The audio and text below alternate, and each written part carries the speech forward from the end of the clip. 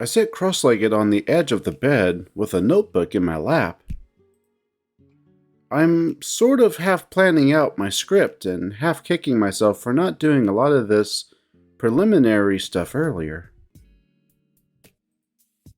I'm also kicking myself for not getting any scans of the photos and documents I found at City Hall. The B-roll I've got doesn't quite cut it. Having actual historical papers with pictures of Echo inhabitants that aren't available online might look good for my portfolio. At least, that's what Jenna said. I kinda doubt they're open on Saturday, so I'd have to talk to Flynn. And Flynn still wants me to assist him with his whole interrogation he has planned. Or at least stay out of the way. For now, I just want to focus on my project. Currently, Jenna is tapping away at her laptop on her side of the room. Although, she seems more distracted than she was at the beginning of this trip. TJ has the TV on to some behind-the-album rock music history show that he's pretty engrossed in, from the looks of it. He lays beside me, his back propped up by pillows. After a few more scribblings for my outro, I toss aside my notebook and slink on over to the other side of the room. I take a few packets of the candy egg oatmeal that we've got about 20 of and empty them into one of complimentary styrofoam bowls on the table. I know it's for kids, but I've always kinda liked this stuff. I'm a sucker for anything that's bland as hell with the tiniest bit of sweet add-ins, like oat bran cereal with dehydrated marshmallow bits.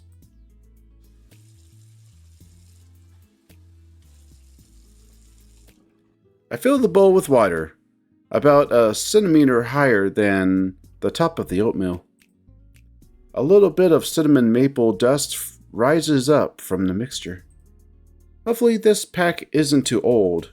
I didn't check the expiration date before grabbing it from my dorm room. I bring the mixture to the microwave and set it for 1 minute. On the TV, some raccoon is talking about how their music videos went viral back in 2006, and how the fame went to his bandmate's head. It's weird to think that 2006 was nearly 10 years ago at this point. I remember watching shows like this with my mom as a kid, and they were always about hair metal bands from the 80s and 90s. Each episode was full of grainy, old pack film photos of the alleged happier days of the Focus superstar. It has me thinking about how much stuff like that there is from my childhood. There's nearly a gig of videos on my old laptop ranging from home movies, machinima, to class projects I did with the group. Plus, all my social media posts are still there. It's not like those days were faded memories on a sepia-tinted photo roll picture. They're right there in full 1024 by 768 aspect ratio, a few clicks away. Maybe that's why I don't think about Echo with as much nostalgia as someone like TJ, or, well, Leo for sure. Speaking of, I checked my phone a little while ago. He hasn't texted me. The microwave beeps. I take the oatmeal out. The directions say to leave it in for 2 to 2.5 minutes, but that always seems like overkill. I like it a bit soupy. I'm going to take a shower. Do you guys want anything? I blink. What? DJ stares blankly at us. Do we want anything from the shower? Jenna, after a couple seconds, looks up from her laptop at the links. TJ? He looks as if he's come to some realization, then quickly covers his face with his paw. Gah! I mean, forget I said the second part. I shift awkwardly, the bowl of oatmeal in my paw. I didn't get much sleep last night. Jenna sighs. It's okay. Neither did I. I didn't wake you guys when I got up, did I? No, we were already pretty much awake. That man shouting in the parking lot was making me uneasy. I didn't hear any of that. Jenna lowers the top of her laptop some, though not closing it all the way. It started a little bit before midnight. You hadn't arrived yet. It sounded like he was walking all around the motel. He even screamed at our window. Was he yelling anything specific? No. He was just shouting. I heard a few words here and there, but never like any fully sentences or anything. He just sounded really, really mad. Or sad. Gigi pauses, looking at the bowl I'm holding. Or scared. I don't know. Part of me kinda wanted to call Leo. I can't help but smile a bit at that. Really? Wow. I didn't actually. Leo the Protector. I can't believe after all this time, TJ still sees Leo that way. I called the police. They said they'd send a patrol car, but I never saw one show up. He eventually just left. A little bit before you showed up, actually. It feels like everyone's on drugs in this town now. Now? Chin retorts, looking at me with a raised brow. Well, I mean, it wasn't always this strange, was it? Even back growing up, I'd still wager that at least a third of the population was on heroin or worse. It comes with the territory. But I will say, I do somewhat agree with you. Echo depopulated around 100 people since I was born, and that in itself is the other 2/3 of the population. Those that remain didn't have that same level of general township community that we once had. What little that it was. TJ nods, rubbing his wrists and looking toward the drape-covered window facing the parking lot. I remember when we used to have our own grocery store. Oh, speaking of, we ate at the diner after the hike yesterday. Julian works there now as a busboy. You remember him, right? I think for a moment. Was he the green reptile guy who peed himself in AP Lit? TJ looks a little aghast. What? No! Then I don't know him. That was Cody. Wait, the Cody you dated? Jenna makes a slightly disgusted noise, shaking her head. You're thinking of upstate Cody. I never got to meet him. Yes, well... Jenna lets out a little puff of air, pushing up her laptop screen again and typing something. Neither did I. She stops for a moment, turning to look at me. May I have some of that? My oatmeal? Oh, sure. I hand her the still warm styrofoam bowl with a spoon. Damn it, I wanted that. And of course she's digging out all the sugared dinosaur eggs first. So, right. What was I saying? Oh yeah! Julian was telling us that the diner will probably end up closing down at the end of this year. Maybe next if they're lucky. That's like the last business in town besides the motel. The last legitimate business, you mean? I see Jenna nod before taking another bite of my oatmeal. It's no wonder that people act weird. Even Leo, Carl, and definitely Flynn are different. Did you guys see Janice again after what happened on the road? TJ nods uneasily. The Link's beginning to busy himself gathering up a fresh set of clothes. I asked her if she was okay or needed any help, and she said she was fine. Great, even. But she looked really bad. TJ picks up some red pajama pants that have faded little Christmas ornament symbols stitched in around the bottoms, and pine tree decals on the waist. He also, a bit more discreetly, grabs a pair of bright red underwear and quickly hides them in the folds of the pants. I wonder if he's matching the two intentionally. And I mean, I don't mean like ugly. I mean like she was kinda grimy and smelled like raw meat. She was definitely on something, TJ. I hope not. TJ turns, shuffling himself into the bathroom. The door shuts. You know. Jenna sits up some. I think it was Clint. Jenna is speaking to me, but her eyes are on her laptop. Huh? The man outside that was screaming? At first I thought he had Jeremy with him, and God, just the thought of that makes me want to get out of this town and not look back. I don't blame you, but Clint? Judging from popular television growing up, it seemed like everyone alive has had a childhood bully, some with multiple. We had Clint and his little gang of assholes. Jeremy, Micah, hell, even Heather sometimes. The thing is, in a town of 50 people, escaping your bullies is nearly impossible. They're everywhere. They hate you. They hurt you. And there is nothing you can do about it. Well, until Leo did something about it.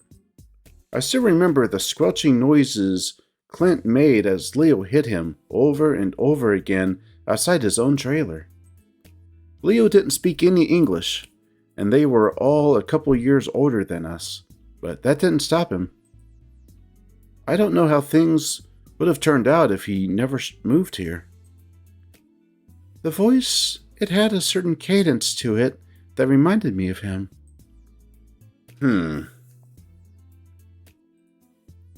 I resign myself to the notion that Jenna has eaten all my oatmeal at this point. Moving to the microwave, I grab another styrofoam bowl and a couple more packets.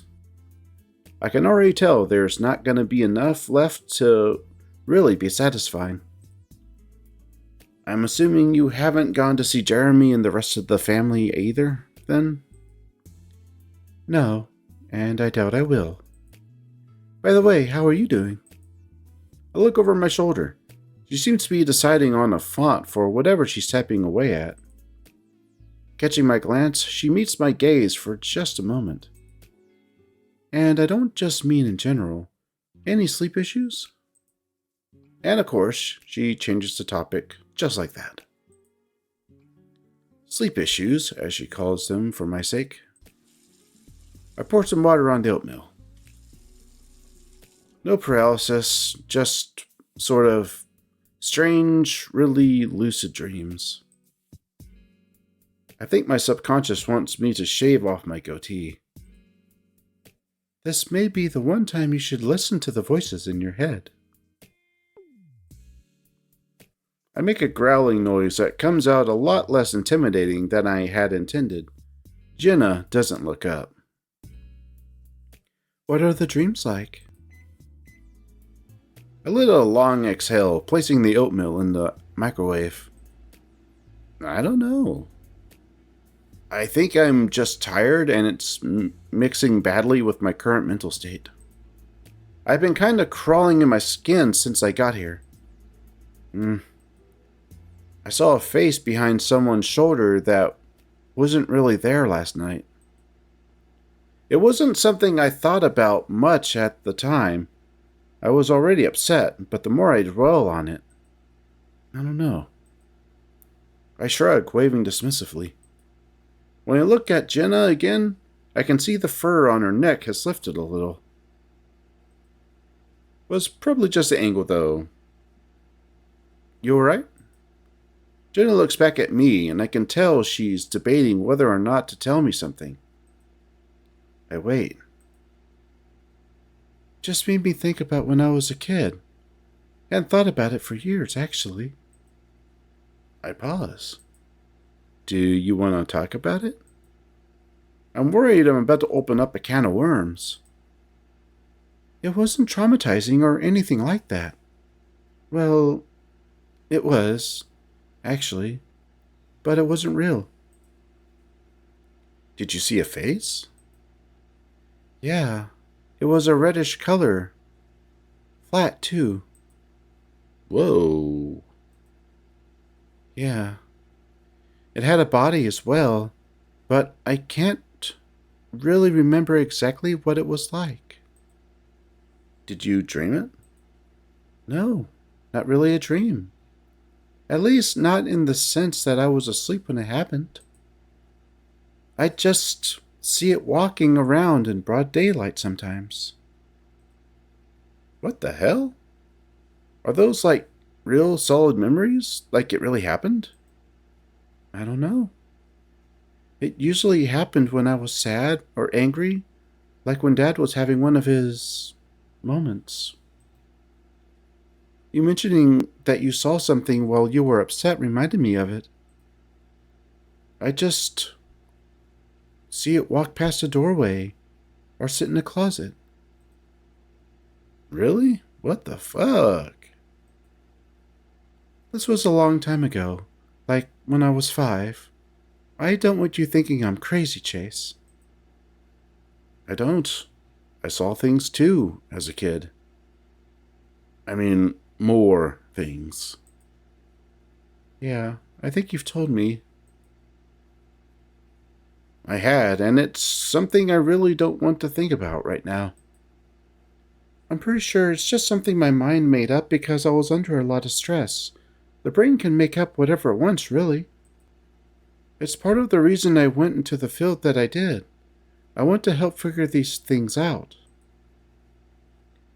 Do you see it anymore? At all? She's quiet for a while, then shakes her head. No.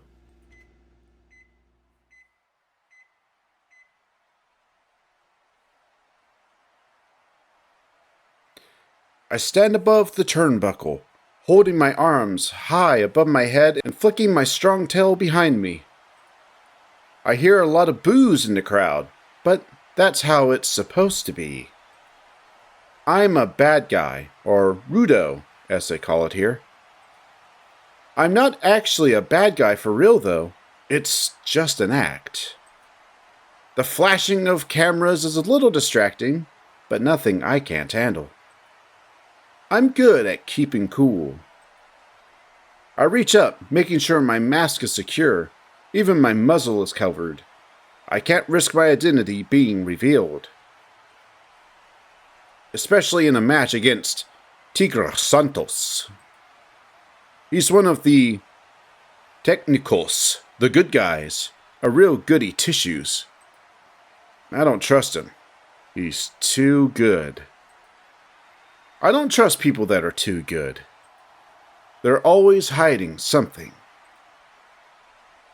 The announcer shouts in a foreign language that I don't understand, and I growl, flexing my giant muscles toward nobody in particular. Tigre has been staring at me from across the ring this whole time. No showboating, though. That's not in his character. At like 7.5 feet tall, I'm totally bigger than him. He's only 5'6", so I could basically eat him for breakfast. The crowds always cheer for the smaller guy, though. I don't. The small guys can be just as bad as big guys. Maybe even worse. I look at the crowd. There's like a couple thousand people here, which is a lot. Sometimes I wish I could just tell them all the truth. The bell rings. It's time. Hey! Dad yells from the kitchen. I flinch, and it feels like my stomach is suddenly tied in a knot. Not now. Please. Dad walks in. He's wearing all camouflage with an undersized scout cap that seems to squeeze his head. What are you doing? I look down at my feet and pick some at the fibers of the rug. I don't respond. I hear him step in front of me. The crowd chanting on the TV catches his attention and he stops. You know you can't be watching this. And you also know what today is. You're still in your pajamas. Watching this. Dad lets out a noise I really can't describe. I look up and he's pointing at the TV. He stands there, watching for a moment. What is he doing to the other man? A reverse suplex. And this is fun? For you? You enjoy watching this? I don't know. It was just on. I lie. Dad looks down at me and I can't tell whether he believes me or not. When I say something, you need to listen. Last night I told you to be dressed in the clothes I gave you and be ready by 5. It is over 15 past 5 and you're not even dressed. I'm sorry, okay? Dad sighs, stepping out of the room. His footsteps are heavy, like he doesn't care that Mom and my brothers are still trying to sleep. Next thing I know, he's back in the living room. He tosses another camouflage outfit into my lap and sets a rifle on the couch. When your mother and I talked about sending you up north to your uncle, we were not joking. Dad. He points again at the TV. And there's certainly no television up there. No violent video games, no adults that tolerate this sort of behavior. I ball my paws up into fists, pushing them into my stomach. Don't say anything. Anytime you say anything, it makes it worse. Dad looks at my paws, then lets out a strained, amused-sounding grunt. What? Are you gonna hit me? Do you want to punch me now? Is this what you're learning? Again, he's pointing at the TV. His eyes are bulging and his mouth is hanging wide open. The way his hat tugs at his head makes him look different, scrunching his features. I don't know why he's wearing it. It looks uncomfortable. I am so sick of your behavior. We are all so sick of your behavior. I feel my breathing start to get shaky. Don't cry. Don't give him the satisfaction. Are you sick? He just keeps staring at me. That same expression on his face. I drop Tigro's torso down on my knee, a backbreaker. The crowd roars. I'm grinning beneath my mask, playing up the part through all the jeering and the hatred. They may love to hate me, but that's still love. Tigre had been getting a lot of good blows in, though, actual blows. He stiff arms like nobody's business. I'm a little bloody, but that's okay. I'm tough. That's my thing. I'm tough. I'm really tough. But so is Tigre. He's small, so he's got a lot of finesse and can dodge a lot of my stuff. I climb over the top rope and onto the floor mat below. They always keep a few goodies beneath the ring for people like me. Pulling the flap up, I find a pile of long wooden staves. These could cause some pain. I yell out to the crowd, and they boo in response. They're really, really mad. Tigre is still groaning, prone on his belly. As I approach, he mutters something in his native tongue that sounds like a bunch of cuss words. Not so good after all, I guess. Time to get revenge for all of those stiff hits from earlier. With a mighty heave, I bring the staff down on Tigre's back. He practically bounces, and a lady fan of Tigre in the crowd screams. Realizing how hard I'm hitting him, he quickly scrambles up to his knees. Though, I just hit him right back down. That's what you get. His shoulder twitches, and he quickly clutches it with his free hand, rolling onto his stomach. More curses. I hit him again, this time in the soft of his stomach. There's no referee to help him now. I hear him gasp, holding up his paw in front of him, trying to protect himself. This time I hit him in his crotch. Not that there's much to hit. He has a little penis and balls because he's so small. Mine are huge, of course. I have to wear like a super big cup so that things don't flop around. I drop down on top of him, grabbing him by the scruff of his spandex leotard. He whimpers beneath me, his black and orange tail coiled inward between his legs. I lower my voice, speaking in a deep, raspy tone. Don't stiff on me again like that or else, Tigre Santos. I think he quivers out and I won't! He's probably so humiliated now. His eyes are like saucers, looking at me and waiting to see what I do next, like completely at my mercy and everything. I bet he'd be really humiliated if I, unmasked him. And then I'd pull him up and hug him in front of everybody. He'd be so ashamed. I'd show them that I'm the real good guy. Maybe he'd like that and feel better. That's fine too. I place my thumbs beneath the bottom of his mask and pull up. Dad's gunshot rings out so loud it seems to shake the leaves off the trees nearby. Some kind of bird falls from the sky. I think it's a dove because it's all white and stuff. Or at least, it was white. I actually saw pink mist when the birdshot hit it, like in the movies. The rest of the flock keeps flying as if nothing had happened. Dad looks over his shoulder toward me, his breathing heavy. I can see little wisps of fog when he exhales. It's that cold. It takes him a while to actually speak. You see that? Yeah. He smiles tightly. I got him. You did? I'm gonna go grab the carcass. You stay put, alright? Okay. Dad turns back, jogging across the dewy grass toward where the bird fell. I adjust myself some and lean against the nearby tree. I wish I was home. My friends are still probably sleeping in, enjoying their warm, heated houses and all that. I can't focus here. It sucks, but Dad really wanted to go bird hunting.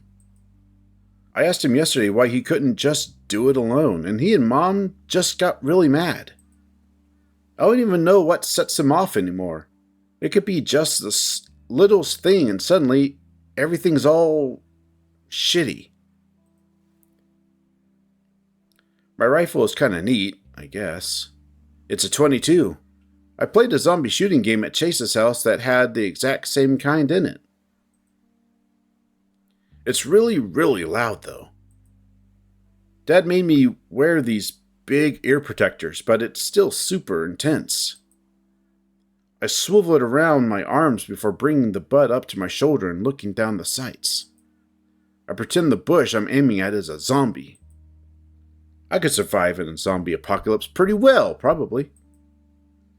There wouldn't be many zombies in Echo, and nearly everyone in town has guns. I just go to Carl's house. It's already like a fortress. And he has tons of food and games. We'd be set. I hear Dad's footsteps and quickly lower the rifle. That's right. Keep that down. He holds up a pretty messed up looking bird. Its neck is half missing and blood still drips from the hole there. You've never eaten dove, have you? No. It's like chicken, but stringier. I raise an eyebrow. Like string cheese, but chicken? Not exactly, but, well, you'll just have to try it. Okay. Now, let's see if you can shoot something. Dad steps behind me, placing his paws on my arms and straightening my posture. Now, remember what I told you. Always fire on the exhale. Don't flinch at the kick either. The gun won't smack you if you got a good grip on it and your eye isn't touching the sight. I'm not afraid to shoot a gun like TJ or Carl probably would be. Just a little nervous about the recoil. That's all. Suddenly, Dad grabs my shoulders. Look! Look! Look! He points toward the sky directly above us. A bunch of birds in V-shaped formation are overhead. Those are ducks! Duck is great! You've had duck before and loved it. Now you can get your own duck. Hurry! Get sighted! I scramble to get the gun aimed up and my eye lined up with the sight. Come on! I'm trying! The ducks are already getting pretty far ahead. I can't seem to get lined up right. Give it to me! No, I've got it! Next thing I know, Dad's wrenching the butt from my shoulder and bringing the rifle up to his. It only takes him a few seconds to get ready before firing. Just like before, a bird falls from the flock, plummeting to the ground past a clearing of trees. This time, the flock breaks up, scattering. Dad turns, pushing the length of the rifle against my chest. Take your gun. I clutch onto it with both hands, and Dad starts making his way forward. I follow. Why didn't you fire? I was going to. The aiming thing, the sight. It wasn't lining up with my eye. I needed to get it lined up right or else I was going to miss. Son. And then you just yanked it away. You were not listening to what I was telling you. Just like what I was saying this morning. Dad's voice raises. You just can't do anything like you're told, can you? My fingers grip my rifle tighter, and it's like everything goes red. I can! You're being an asshole! I yell so loud my voice cracks. Dad turns, slapping me so hard it makes my ears ring more than the gunshots do. My face burns and I growl into the inside of my jacket. A lump forms in my throat that I try to swallow down. I'm tough. I'm okay. Who taught you to speak like that? Nobody! Oh no? I think I know who. It was Flynn, wasn't it? Isn't right for you to hang around with a boy like that! What do you even mean? All the kids around Echo and you cling to the teenage potty-mouthed gay boy. And look what happened! He shakes his head, eyes wide again, like he can't believe what he's seeing when he looks at me. You defy your parents, you sit around at 5 a.m. watching men grope and hit each other. I'm breathing so hard now, feels like I'm hyperventilating. Fuck you! Wrestling's cool and Flynn is awesome! Dad looks downright disgusted now, like he's gonna be sick. The insides of his ears are bright pink with flush, too. You are sick. When we get home, we're sending you up north to the ranch. I don't care if we have to pull you out of school right now. You mean the compound?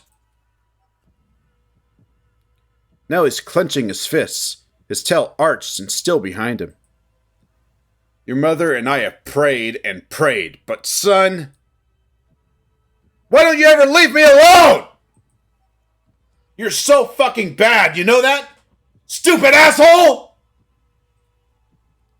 Dad steps toward, fists raised. I bring my rifle up and aim at him. He stops. You are sick. I've never heard Dad speak with so much hate before.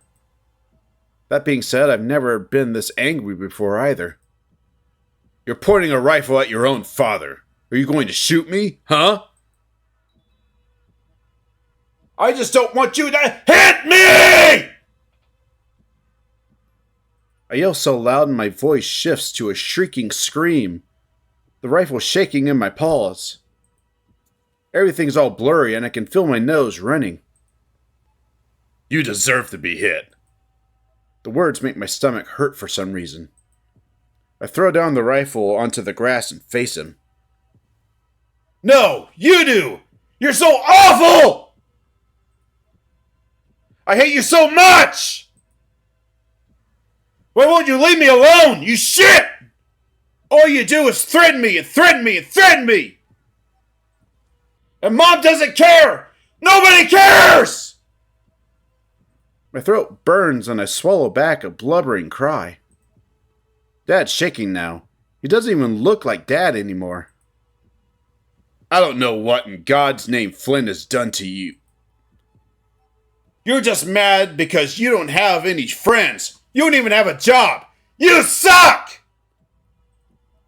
You're so shitty. You're pathetic! I've hated you for so long! Nobody likes you! I run north, tripping over myself constantly as I can barely see where I'm going. Everything hurts. My insides are burning. Nothing will ever be the same again. I can hear him behind me, panting furious like a feral. I come through the clearing when I hear him stop. When I turn around, he's not looking at me anymore. The duck that Dad shot landed squarely on the hood of an abandoned van. Dad looks at the duck, the van, me, then the sky itself. He sets the rifle down on the ground. What? He crouches down to his haunches. He rubs at his forehead, his thumbs running along the brim of his too tight scout cap. It almost looks like it's sucking down on his scalp. I can practically see the veins bulge along his temple. He opens his mouth as if to speak, though no sound comes out. Dad's fingers grip at loose strands of grass around his feet, as if they were to keep him tethered from floating away. I hate looking at him like this. What is he doing? He shuts his eyes. Well, more like he clenches them shut, like he got shampoo in them or something. Is he praying? Fucking stupid idiot. God's not real, you know. Son. He finally speaks, and he doesn't sound like himself. What? From the hood of the truck, little rivers of blood splay out from the duck's chest, dripping down the front of the grill. Its eyes are still open, even though it's dead. I always thought when something died, your eyes closed and your tongue sticks out. It looks like it's staring at me. Dad doesn't respond, but he finally looks up and sees what I'm seeing. He sucks in his chest as if he'd been struck. He shuts his eyes again. His whole body shakes for a moment, like he's having a spaz attack. It's not the same van. It's not the same van. He mutters. I don't want to watch this. I'm about to turn and walk away when I see something move in the back of the van. It's just for a split second, but I swear I see a face through the dusty glass. Son? Dad repeats himself. Dad. Again, there's a flash of red, like something bouncing up. Dad, there's someone in the van. Dad says nothing. He won't even look now. There's someone in there. I know it. I wipe my eyes with my sleeve, clenching my fist and stepping closer to the rear window. I smear away the dust from the glass and press the tip of my muzzle against the window. Nothing. What the hell?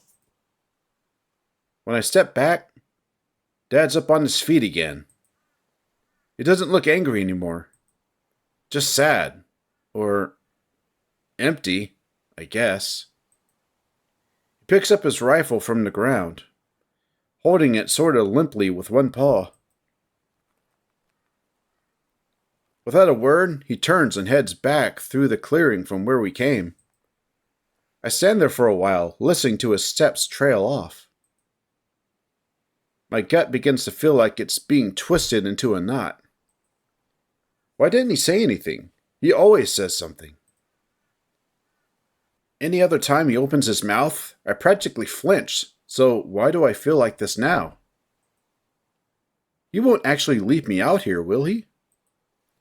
I cross my arms over my chest, hugging myself.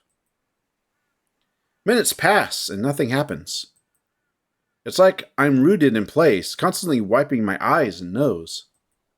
Just gotta be tough. I mean, I am tough. I just don't know what to do. What the hell am I supposed to do? I hate this! Why did I have to say all that? Nothing will ever be the same again. Even if I get home, my parents will just ship me off to live with my uncle in the compound. You know what? Maybe that'll be fine. At least then my parents couldn't threaten me with that anymore. Maybe I'll even like making airplane parts. I don't need video games, TV, or my friends. And that'll be fine because at least I won't be around them, especially Dad. Ugh. Still no footsteps. I would hear it if he started up the truck from here, I think. I guess he hasn't left yet. Maybe I should start a fire or something. I can never get one going on my own in the past, but that's probably because I wasn't trying very hard. I look around and start gathering any twigs or dry grass I can find. Everything is still kind of damp, though that shouldn't matter as long as I rub hard enough. Flynn would probably make a joke about that. Or at least show me what the heck I'm supposed to do. Flynn is the outdoorsy one of our group who knows all this survival stuff by heart. Which is weird because he's gay and all. He's like the least gay acting gay guy ever. I remember once he told me that liking girls is too girly for him. I guess that makes sense. He's not like the kind you see in the movies or how my parents describe him. I sigh, sitting down and splaying out a little bed of dry grass and twigs with a single coarse stone in the middle. After that, I take two of the sturdiest looking sticks and begin to rub them together like they do on TV. Here I am, rubbing a bunch of faggots. And, of course, nothing happens.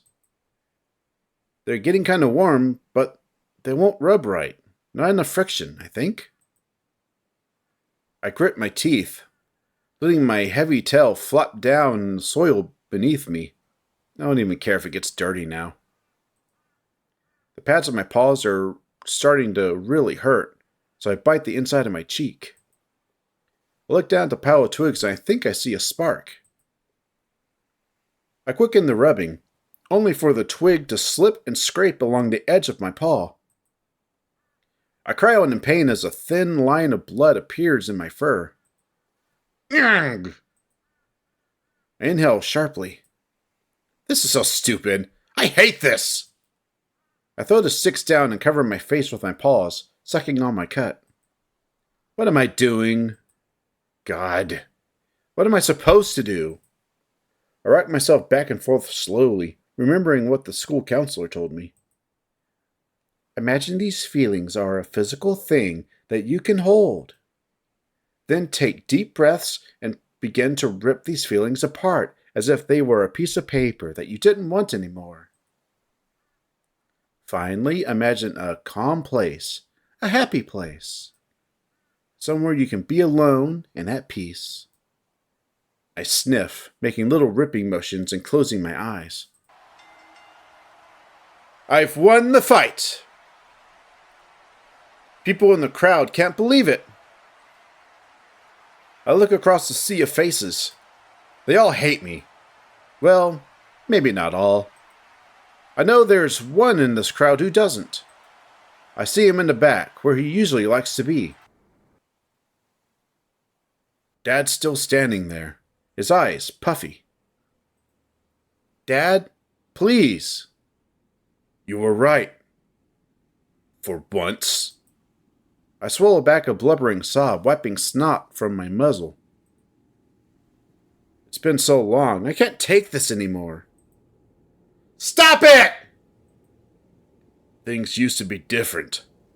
He inhales raggedly, tugging at the end of his facial scruff with one free paw. I used to feel things. In real time. Now it's all like a memory of a thing. He continues to stare at the van. Like this isn't happening. It happened. It will happen. I don't know. It doesn't matter. I feel his paw tighten under the rifle. No, no, no, no! Please stop! I pull back on my end of it. You know you can't stop me. I love you! I love you! Please! Stop it! He's not even crying anymore.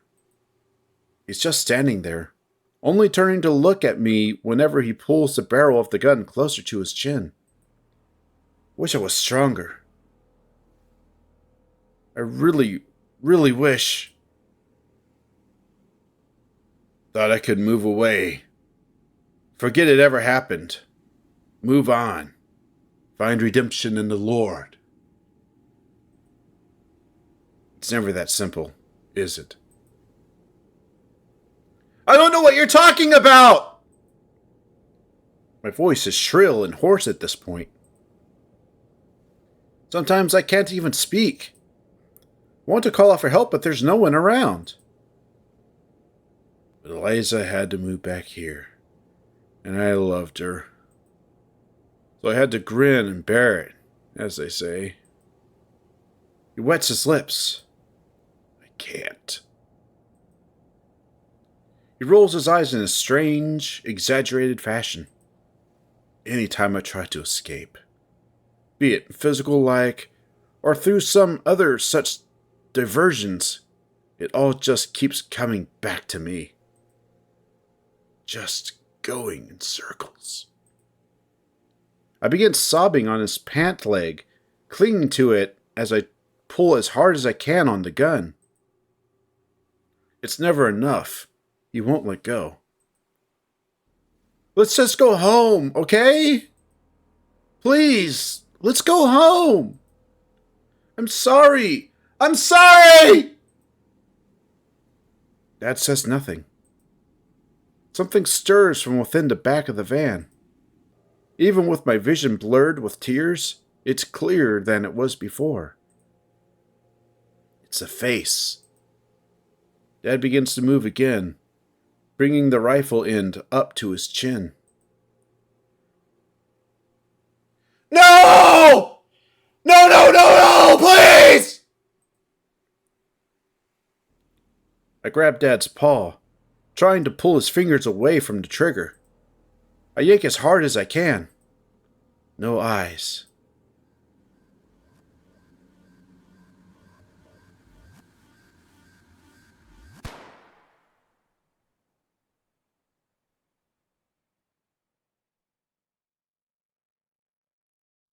Find him.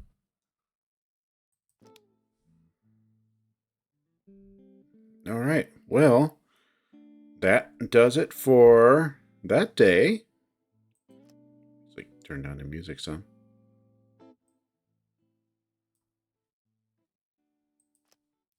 So what an adventure, guys.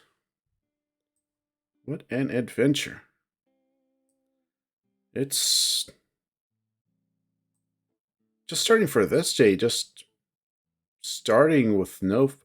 How long has it been since Flynn was actually in our playthrough of this? I think Flynn's the only character who really isn't in his own route for quite a, quite a long stretch of time.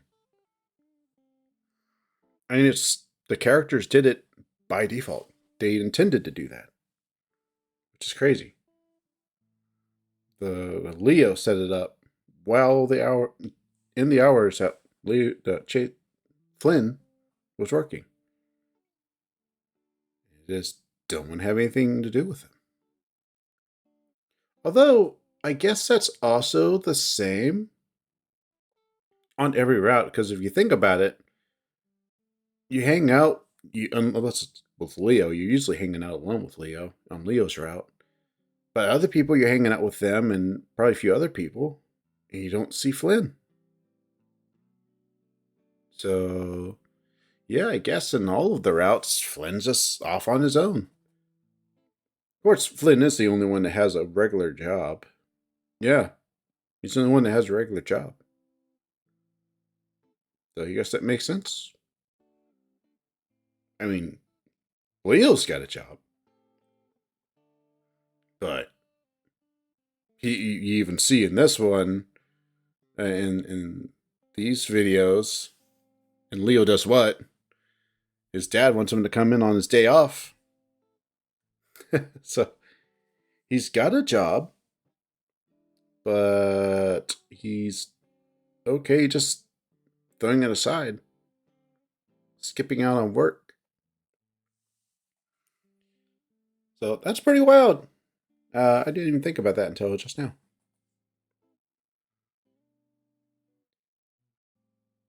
It's kind of fun to see the characters change. Like everyone's surprised with TJ when they get the barbecue and they're setting up the barbecue and they get the table from another person's yard, the house, the abandoned yard of an abandoned house.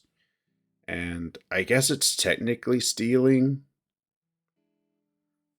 And TJ says okay with it. I think it's a few other things in one of the other routes that TJ's okay with. And everyone's like, "You're okay with this, TJ? What the heck?" The moral gooey center of our friendship group. Friendship. Good God, I can't talk. That was something I had to do a lot because I still got a little bit of that. I'm still recovering from the cold right now. And it's giving me that scratchy throat. There's so much I had to cut out, just me coughing and hacking, especially all the screaming I had to do. The dysfunctional family that Sydney grew up in. Poor kid. That was the thing that no one else saw.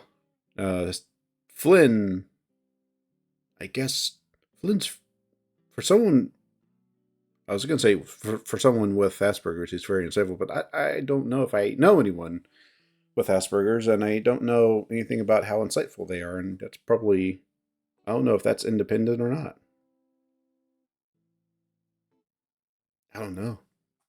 If y'all know, I'd like to know. Go ahead and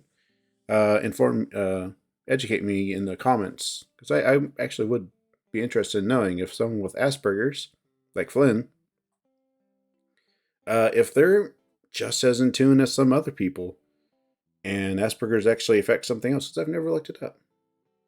Finn has. Finn's actually hoping to work with people who have, or children who have autism and Asperger's, so he'd be much more educated on this. It's the whole reason I have Finn talks, because he'll just he'll just get inspired to talk about something, and he'll decide to educate. And these all, we record on his stream, and so he'll get going to sometimes teach the one or two people watching his stream at the time. But I like to set it aside because what he says is really cool stuff. I think it's very educational. I think it's really interesting. Uh, so yeah, that's what we got. Fin Talks. Fin Talks Fridays. We actually got a good one that's for some reason reminded me of this. Well, actually, no, it wasn't this. It was uh actually what Leo was telling Chase about in this route, because if you're not watching the run through that Finn and I are currently doing, uh, Finn and I are doing Jenna's route, and we just got to the point in that route where Leo gives the same confession that he does in Flynn's route on part 9, where he talks about the tulpa. I don't know if he knows it's a tulpa, but he starts talking about the tulpa, and after we continue just a little bit, get to a good stopping point, and Finn takes the opportunity to have a nice little Finn talk right there about tulpas and tulpamancy. And I actually have a lot to say because I have a tulpa myself, and so does Finn. So if you are actually, if y'all have tulpas, if you're not uncomfortable sharing about it, that's another thing. Go ahead and tell us about your tulpa in the comments below, because that would be cool. I love the engagement. I love hearing from everyone. But real quick, what happened on this day in Echo? The barbecue. I wonder what happens if you dance with someone else. I felt bad for Leo, that's why I danced with him. I wonder how that talk goes if you dance with someone else. And another thing, what what is the what is the talk that Daxton wanted to have? What did he want to talk about? Because he knows that Chase is about to leave, but he probably just had an eye-opening experience of his own, going to the smoke room and meeting Ryan, I think it was. And I know there's Ryan. He's the one who went into smoke room. I forget the name of the other guy, but turned out to be another Ad Astra fan, and they just hit it off. So we don't know anything about Daxton's orientation. I don't think. I don't know if he's also homosexual or on the gay, was it spectrum, bispectrum. I don't think we know anything about that. I don't think we get to know too much about him. I don't know. But yeah, and it's kind of interesting to see that from the outside, what Carl usually does, just sitting there, not talking to anyone, smoking a joint, being high. For the group of Echo, that's normal.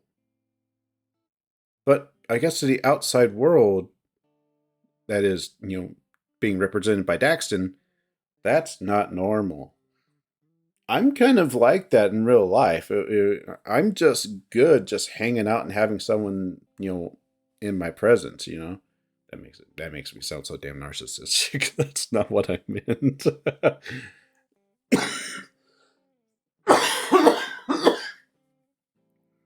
I'm just good sitting down and just being with somebody. We don't really need to be talking about anything. We don't need to be doing anything. We could just sit back and relax together. And usually that's perfectly fine with me. We'll both be on our phones, or we might have a game, but it's just cool to have someone there. Just being with someone. I'm usually just fine with that. I think Carl is too. I think it's probably something that people who are alone a lot are okay doing. Because I guess with Carl, it is with me, sometimes conversation just makes it awkward. And we just don't mind not talking. So other people, my God, they can't stop talking. They have some need to talk. And here I am just trying to enjoy like a good time just hanging out with my bro. And they just keep going on and on and on and on and on. It's like, can you just not just sit back and enjoy? We're just hanging out together. Smell of the restaurant, the wind. We're outside, just sitting back and enjoying some nature, or the ambient sounds of the diner, or Starbucks or whatever. A little bit of silence. It's gold. That's how it is for me. Maybe I'm weird. Maybe Carl and I are both weird. But just being able to hang out with someone, sometimes that's all it is. And if there's something we really want to talk about, get to that next time. That's what texts are for. Let's set that up. Man, what trauma poor Sydney had. Poor Sydney had a lot of trauma growing up. And at first, you kind of think like maybe his dad's not so bad. But then you just see just how overbearing and persistent and abusive he becomes. And it's obvious that Sydney's just not handling it well and his dad's just lashing out. He should be doing that. So yeah. And that's what I was started saying earlier, is just no one else really saw it. I don't know if Flynn saw it, but I think he recognized it. And everyone else just, they didn't recognize it. They saw something else. They saw Sydney's behavior and they started judging it. They started judging him. They started judging him badly. So, yeah, poor kid. And then he has to go see that. I mean, anyone doing themselves in like that is just bad. But you haven't actually see it happen. That's got to be that it is traumatizing as heck. That's just terrible for that kid. I feel bad for him. He needed therapy. His dad needed therapy.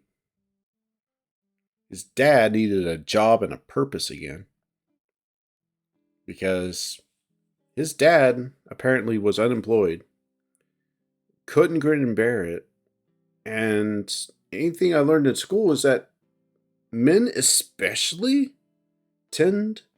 old fashioned, stereotypical tough guys, they need to have that provider role, or else they just feel bad. It just eats at them, tears them apart. And that's what was happening with Sydney's dad. He was just being torn apart by his inability to provide for his family. So I kind of feel sorry for his dad a little bit, but it just seems like the guy was abusive long before that.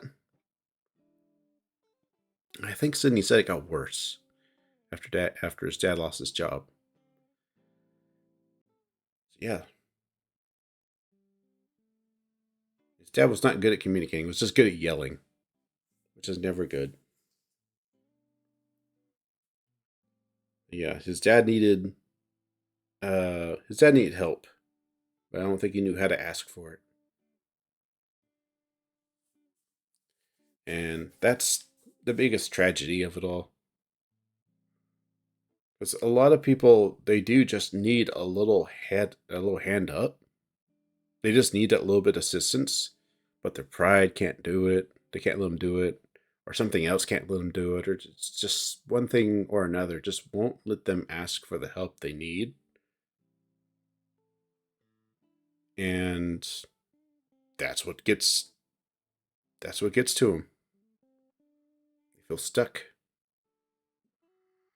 Hopefully, no one out there is feeling stuck. I imagine the way the world's going right now, you probably are.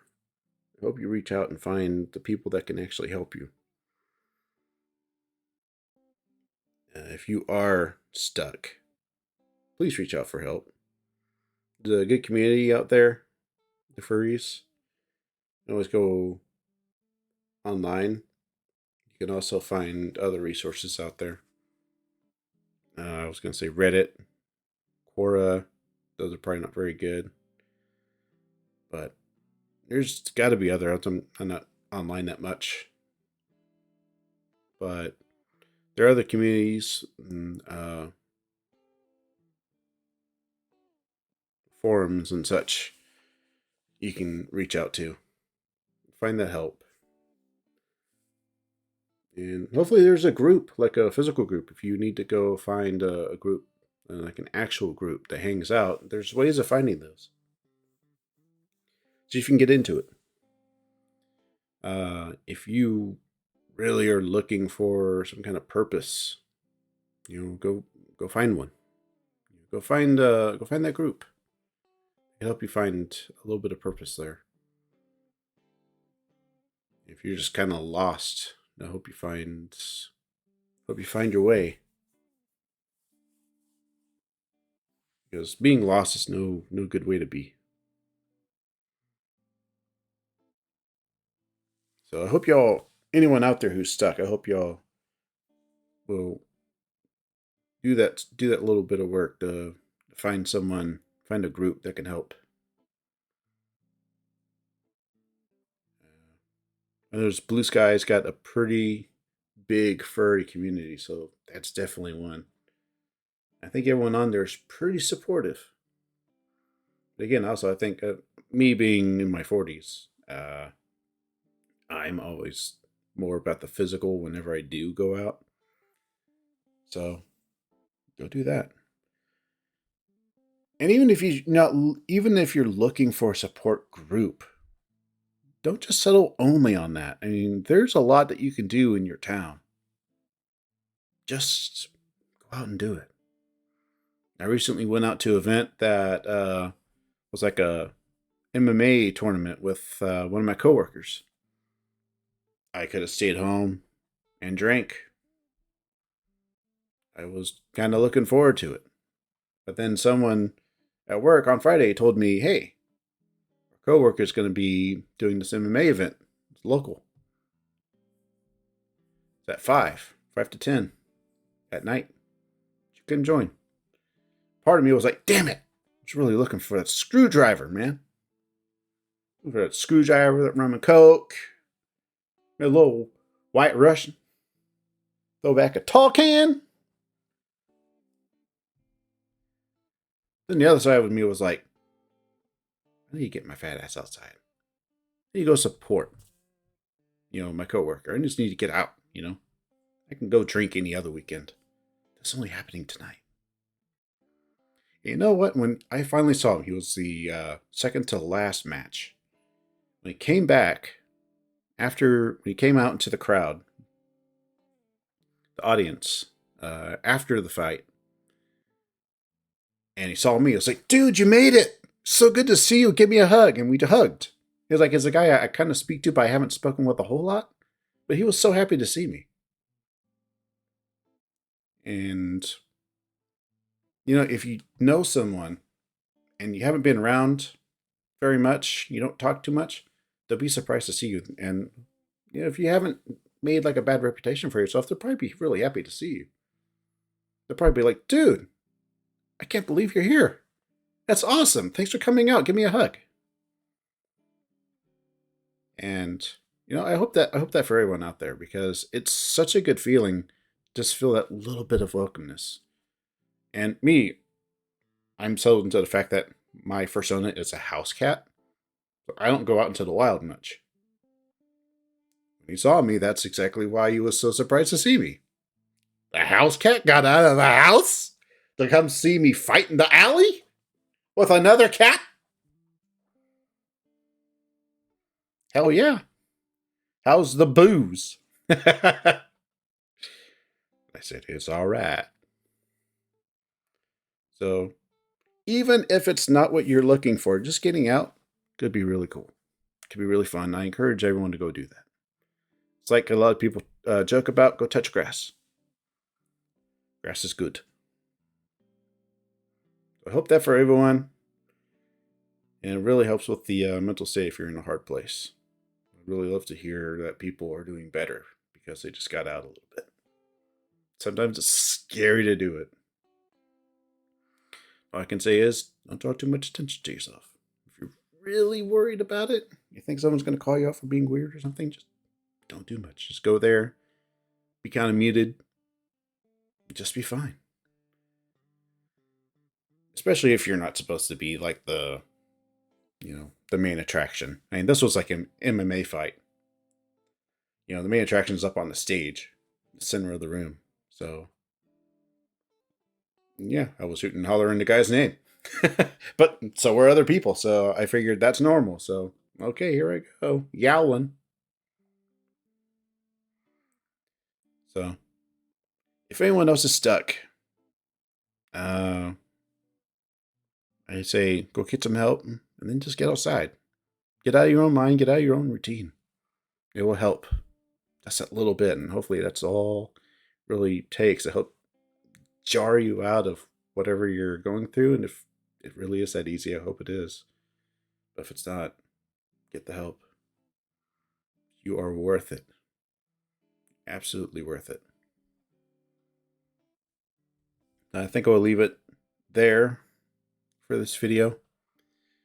And again, love you all. Send you all good vibes and good hopes. I hope everyone out there takes care. See you in the next route. I think that's my new ending. Until then, bye. You turn this back up.